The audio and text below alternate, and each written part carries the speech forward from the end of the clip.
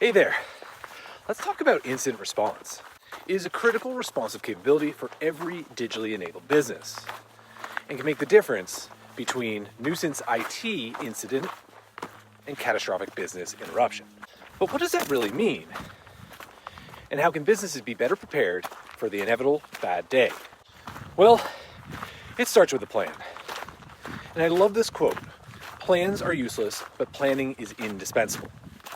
This sentiment underscores that while no plan can cover every eventuality, the process of planning builds the resilience needed to manage the complexity of cybersecurity incidents. But knowing where to start and putting a plan on paper is the hardest part. So let's dive in to the de facto incident response standard, NIST 861R2's 4-phase incident response lifecycle. So the first phase is preparation. This is where everyone starts. It's about self-reflection, understanding the business, and documenting it. This phase sets the direction for how all other phases are expected to function in an emergency and reinforces that incident response is not just a single function task or just an IT problem.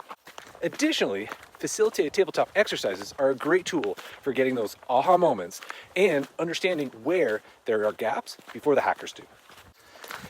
And it's best to do them often. The second phase is detection and analysis. This phase focuses on how a company detects something going wrong, understands the scope of the incident, and prepares for subsequent phases.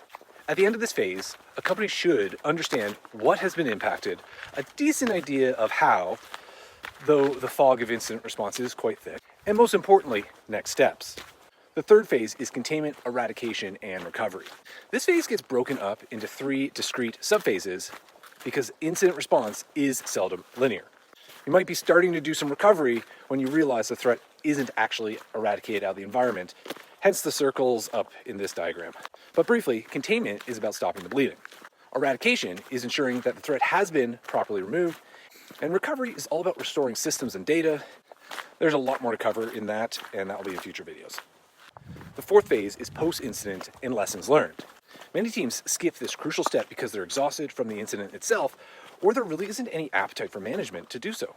However, I can't stress enough how important this phase truly is, because if you want to minimize the likelihood, or at least reduce the pain of future incidents, you need to learn from the previous mistakes. So that is a 3-minute intro to the incident response lifecycle. Over the next few videos, I'm going to dive deeper to help you improve your business's resiliency through an incident response plan. So that's it for this week. Anything I talked about, links in the description down here. And please like and subscribe if you want to see more of this. And with that, I'll see you in the future.